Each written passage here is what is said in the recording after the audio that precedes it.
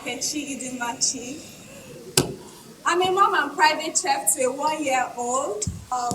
At 6 months, I was so glad that finally I would be able to give him something else, some other things and free my body. But then I was met with a huge disappointment. We tried milk for the first time and he reacted adversely. We actually landed in the hospital. That was the beginning of my journey. How can you feed a child without milk?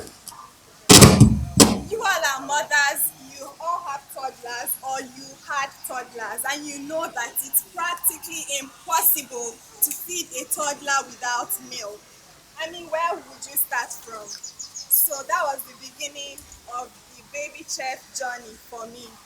I read, I studied, including a certificate course from Stanford School of Medicine on child nutrition and cooking. I just wanted to feed my child. I think the most challenging journey for every mom is feeding their kids. Am I right? Is anybody okay?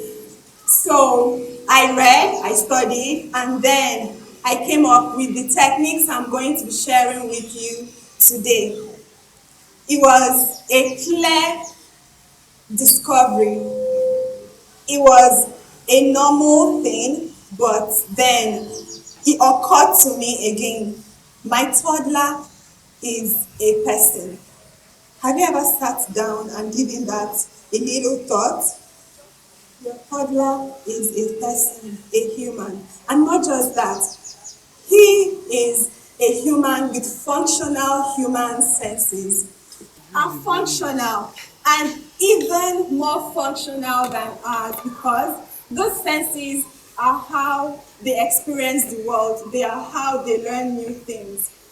So the senses sight, hearing, smell, taste, touch. To be successful in feeding your child, you just have to appeal to each of them. And this was what I did. This was how I've been able to gain success. Now I'm saying success really slowly because a child who is eating so well today might wake up tomorrow morning and refuse his favorite meal the other day. So yes, I have been able to feed my child with meals I make in my kitchen.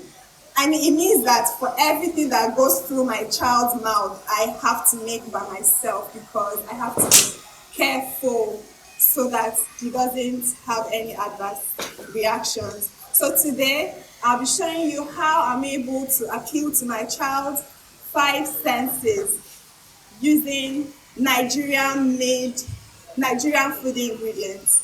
But there's one that I can't show you here, which is hearing. Now, what you say to your child when you offer him or her the meal, what your response is to his questions during mealtime will determine whether he will develop a good or terrible or bad relationship with food. I am a 30-year-old adult. I have a terrible relationship with food. I'm addicted to sugar. You know, I know a lot of us here too wish they can eat better, eat healthier, eat cleaner. So it starts when they are little, it starts when they are younger. This is when we show them, we are the ones that have to show them how to relate with food. And the way you communicate with them during mealtime will go a long way in ensuring that you succeed with that. So when your child says, Mommy, I don't want to eat now, what's your response? Do you say, you must eat this food now, or how do you respond? I mean, no, right? Okay, but why not try? This is lunchtime. If you don't have this meal now, you will have to wait till dinner time. Are you sure you can wait till dinner time? That might convince him or her to have a little bite at least. Okay, so for the other four senses, I'll be showing you. This is a bowl of oats.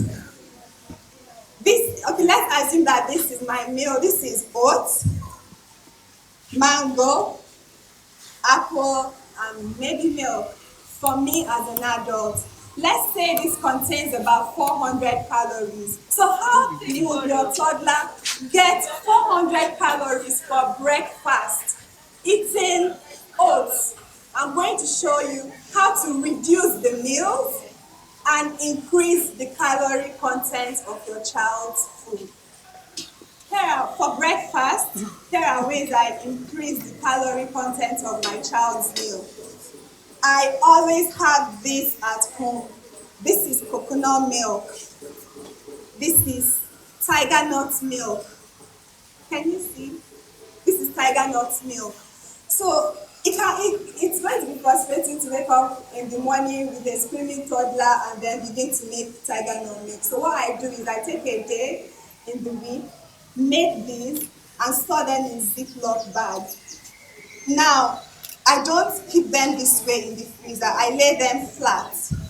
When it's flat, it's easy to break the thin ice when it's frozen. So I make the tiger nut milk, fill them up in Ziploc bags, lay them flat, take out the air, lay them flat. Then when I wake up in the morning, I just break them to use. So tiger nut milk is really calorie dense. So this is what I would use to make my child's oats. We're all having oats for breakfast, but some human needs to have his made special. Okay, so instead of water, I'm going to use some tiger nut milk.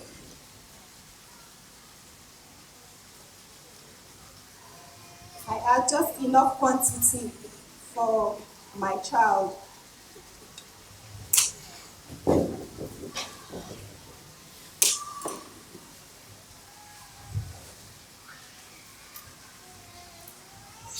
Then I'll add I use sesame seeds for my toddler because he's also allergic to nuts. But I found that sesame seeds are rich in calcium, iron, protein, so he gets similar nutrients like you would from milk, from sesame butter. But for this, I'll be using some peanut butter for kids that don't react to peanuts.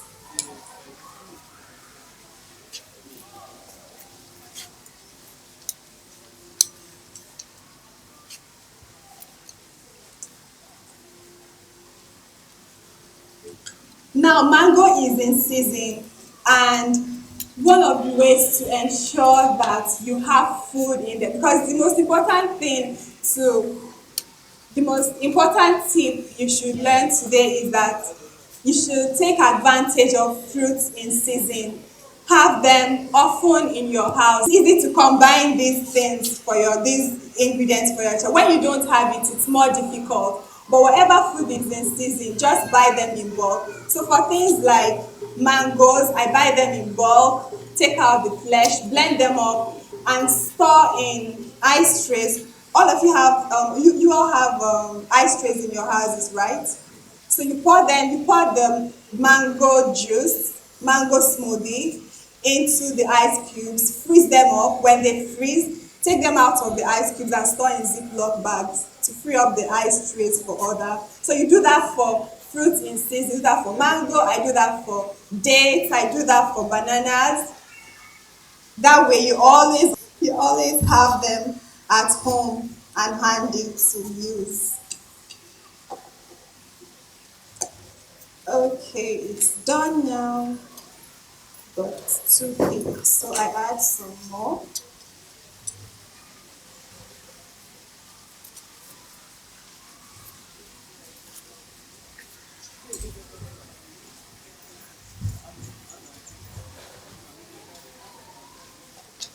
My oats, my oatmeal is now ready, so time to serve.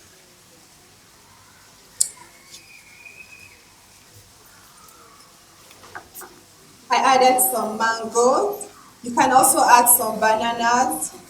So now, talking about the other four senses that I mentioned earlier, there is sight. Sight speaks to how visually appealing the meal is. I, as an adult, will not eat a meal that is not visually appealing. If it doesn't look nice, I wouldn't even bother to eat. So why would you force your child, mommies, the food is not looking nice, and you sit that child on that high chair, and you force him or her to eat it. It's not nice. So just try and make sure that the food is visually appealing. So mango, with mangoes you have the yellow color, strawberries you have the red color. How many of you know that strawberries grow in Nigeria? So I've talked about size. Now about taste. This is a no-brainer. Do you taste the food you give to your child? How many of you do? It just has to taste nice. If it doesn't taste nice to you, there's no way it will taste nice to the child. Their taste buds are even more sensitive than ours. So then that takes me to this point. I'm sure if he's going to elaborate more. No child is born with a sweet tooth. No child is born preferring salty food. We are the ones that show them, we are the ones that teach them to prefer sweet, to prefer salty. So now that they are little, knowing that there are so many diseases in the world today, some of them, if you will tell you, have no background, have no, I mean, they just spring up from nowhere. So you want to protect your child from all those. And most of them are caused by what we eat. You don't want your child having health issues in the future. So just reduce the salt. For children less than one, don't even use any salt at all. Then for toddlers, just a pinch. So for taste, you can use agars, wholesome, so for savory meals. But for breakfast, you can use fruits to sweeten your child's food. You can use bananas. Bananas taste really good. You can use apples. Apple sauce is a great sweetener. You can use that for baking too. So that's for taste. What's the other? I've mentioned three now. I mentioned hearing. I mentioned sight. I mentioned taste. Smell. The food has to smell nice. It has to smell good.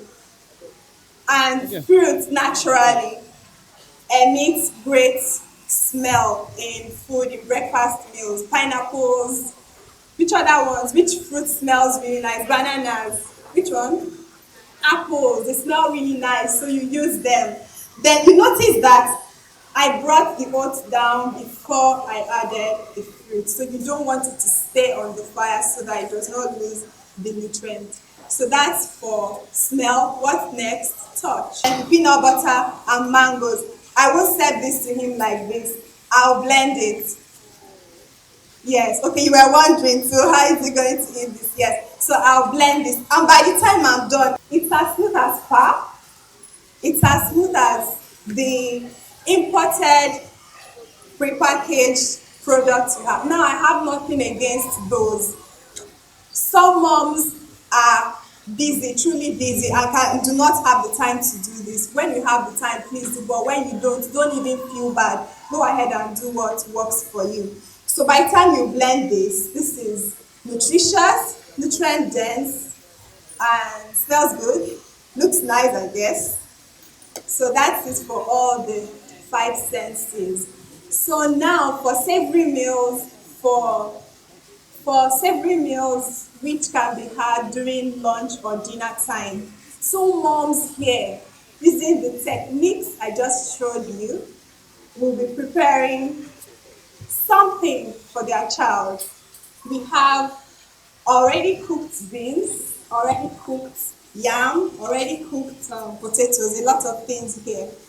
So you use the technique I just showed you to prepare some nutrient dense, colorful, flavorful yumminess for your toddler. So while I talk some more, can we please pass the numbers round? Instead of buying the chicken breast, boneless chicken breast, I buy the whole chicken, take out the skin, and leave the bone in the freezer for my child. So when I have the time, I put them in the pot, put some spices, ginger, garlic, onion, water, cook them for on low heat for as long as you can afford to. I cook for 2 hours. My husband was not here. So sometimes I cook for 24 hours. So through the night, just so that the calcium, the nutrient from the bone seep into the water. When I make applesauce for him, I leave the peels. I don't, you don't use the peels for the applesauce because no matter how much you blend, it's not going to come out smooth. So I take out the peels, store them in the freezer. For my bone broth, I use the apple peels to make the bone broth. So to add more flavor, make the food more flavorful, make the bone broth more flavorful. So that's the other way. And I have some bone broth here for the moms that will be cooking. For smell too, I use a lot of ginger and garlic. Have you ever sauteed ginger and garlic in oil before cooking? She doesn't like it. Now, some foods you don't like, just try and offer your child small. They might like it. They might, and it might be good for them. So, saute some. Can I have that, please?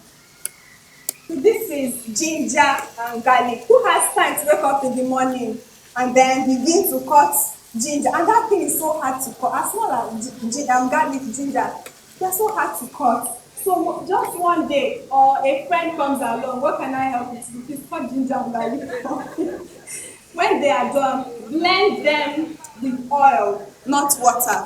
Blend them with oil, add a little salt. This can stay for, let me not say forever before you try it and then, but then it can last really long. In the freezer, it can stay forever. So that's it. You're sorted for smell where you're sorted for smell, taste too, yes. So saute this in oil before you cook any meal for your child. Then you can be sure that they would at least try the meal.